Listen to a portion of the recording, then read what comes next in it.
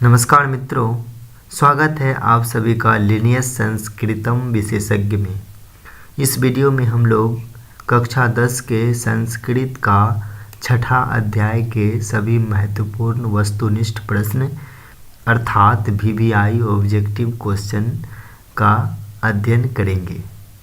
इसको याद करने के बाद आपको बिहार बोर्ड में भारतीय संस्कारा पाठ से पूछे गए सभी ऑब्जेक्टिव क्वेश्चन को सही कर सकते हैं।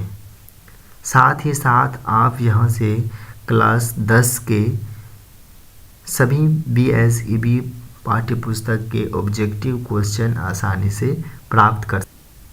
अंत्येष्टि संस्कार कब होता है?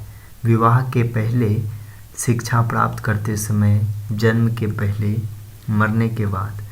अंत्येष्टि मतलब अंत्येष्टि अंतिम समय में, मतलब अंतिम समय कब होता है? मतलब मरने के बाद। इसलिए option D is correct. Option D क्या आ जाएगा? सही उत्तर हो जाएगा। चलिए अगला प्रश्न है, साहित्य ग्रंथों के केशांत संस्कार का नामांतरण क्या है? उपनयन, वेदारंभ, समावर्तन, गोदान। गोदान मतलब गौदान। साहित्य ग्रंथों में केशांत संस्कार जब किया जाता है, केशांत संस्कार जब किया जाता है तो इसमें ब्राह्मणों को उसमें गोदान का किया जाता है। गोदान जब किया जाता है तब यह शुद्ध माना जाता है। ठीक है, चलिए अगला प्रश्न है, पानी ग्रहणम किस संस्कार में होता है? शैक्षणिक संस्कार, विवाह संस्कार, शैशव संस्कार, जन्म पूर्व संस्कार। पानी ग्रहणम संस्कार विवाह संस्कार के अंतर्गत आता है, इसलिए ऑप्शन बी सही हो जाएगा। चलिए संस्कार कितने होते हैं? 16, 12, 14, 8। कितने होते हैं? 16 अर्थात 16 होते हैं। संस्कार कितने हैं? 16 हैं। संस्कार प्रायः कितने प्रकार के होते हैं? 7, 5, 8, 2। संस्कार प्रायः 5 प्रकार के होते हैं। ठीक है, चलिए अगला प्रश्न है, ये सब कॉमन सी बात है, थोड़ा छोटा छोटा बात है लेकिन महत्वपूर्ण है। इससे बहुत ज़्यादा इम्पोर्टेंट सब क्वेश्चन पूछे जाते हैं, ये सब बहुत ही इम्पोर्टेंट सब है। चलिए, जीवन के सभी मुख्य अवसरों पर किनका आशीर्वाद अपेक्षित था? समवयस्कों का, दोस्तों का, अनुजों का, वरिष्ठों का। वरिष्ठों का। जीवन के मतलब कि अवसरों पर किनका आशीर्वाद अपेक्षित था? तो वरिष्ठों मतलब बड़े बुजुर्ग, बड़ों का। ठीक है, चलिए सप्तपदी कर्मकांड किस संस्कार में होता है?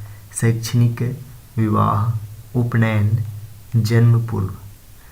तो विवाह संस्कार के अंतर्गत आता है सप्तपदी। सप्तपदी अर्थात 7 फेरा।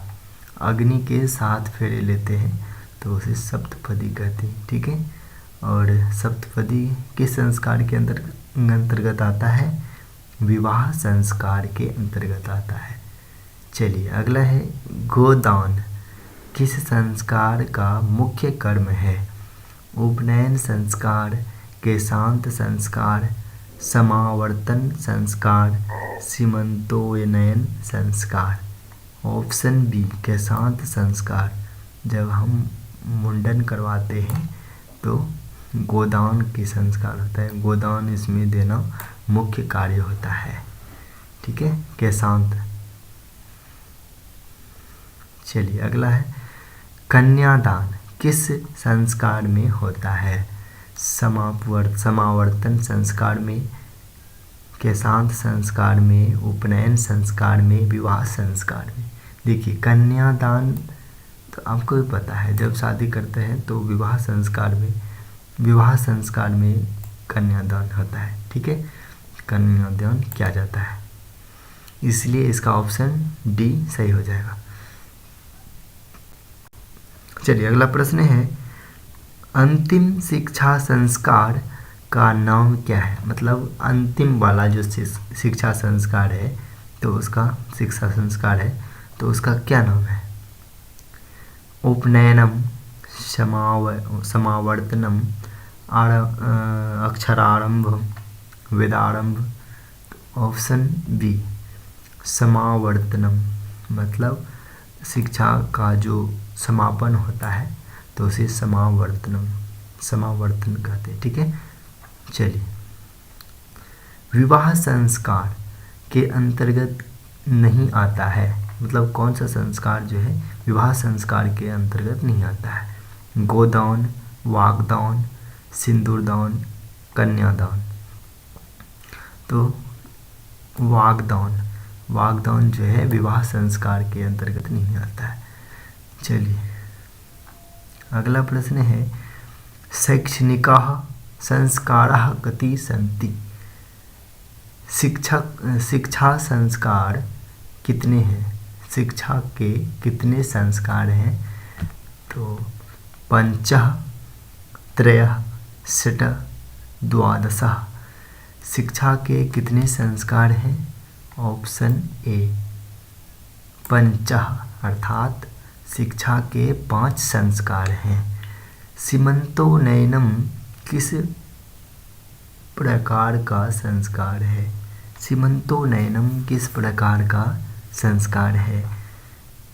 आपके 4 विकल्प हैं, जन्म पूर्व संस्कार, शैक्षणिक संस्कार, शैशव संस्कार, इनमें से कोई नहीं। सीमंतोनयनम संस्कार क्या होता है? जन्म पूर्व से पहले होता है, जैसे कि गर्भधारण होता है तो उसके बाद होता है, गर्भधारण के पहले ही, गर्भधारण के बाद होता है सीमंतोनयनम। ठीक है, ये है जन्म पूर्व, मतलब बच्चे को जन्म होने से पहले जो संस्कार मनाया जाता है तो वो होता है सीमंतोनयनम।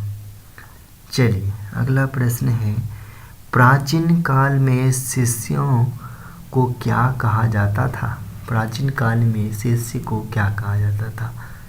छात्र, धनुर्धारी, ब्रह्मचारी, अंतेवासी। तो प्राचीन समय में शिष्यों को ब्रह्मचारी कहा जाता था। ठीक है, आज के युग में उसे बोलते हैं छात्र। ठीक है।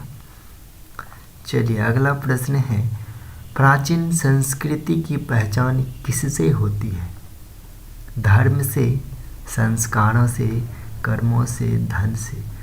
प्राचीन संस्कृति की पहचान संस्कारों से होती है। ठीक है, इसलिए ऑप्शन बी सही हो जाएगा। चलिए, जन्म पूर्व कितने संस्कार होते हैं? जन्म पूर्व कितने संस्कार होते हैं? 7, 5, 8, 3। कितने होते हैं?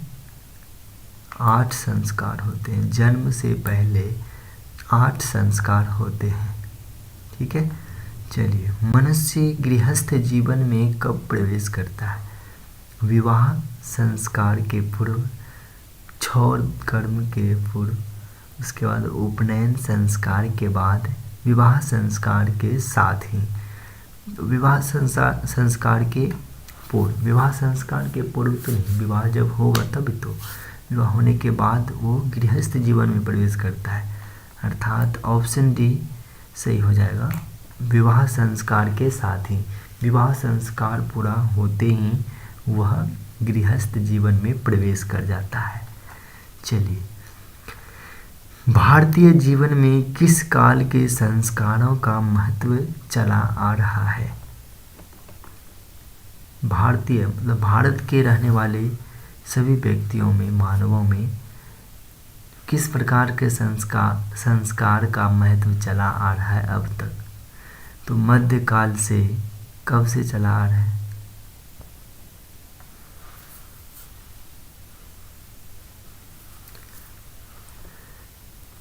भारतीय जीवन में किस काल से संस्कारों का महत्व चला आ रहा है?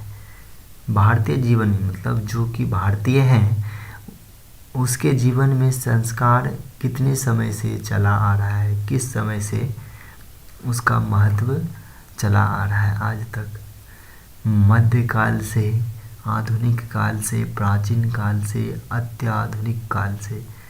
ऑप्शन बी, आधुनिक काल से, आधुनिक काल से चला आ रहा है, मतलब बहुत समय पहले से ही चला आ रहा है।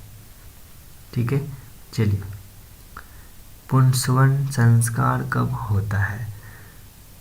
मरणोपरांत, जन्मोपरांत, जन्म के पहले, गृहस्थ संस्कार, गृहस्थम।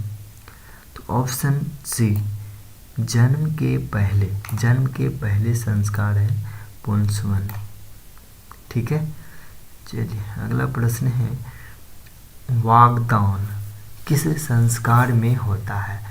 ये सभी महत्वपूर्ण वस्तुनिष्ठ प्रश्न हैं, आप लोग इसे याद कर लीजिएगा, तो ये बहुत ज़्यादा इम्पोर्टेंट सब है। ठीक है, चलिए।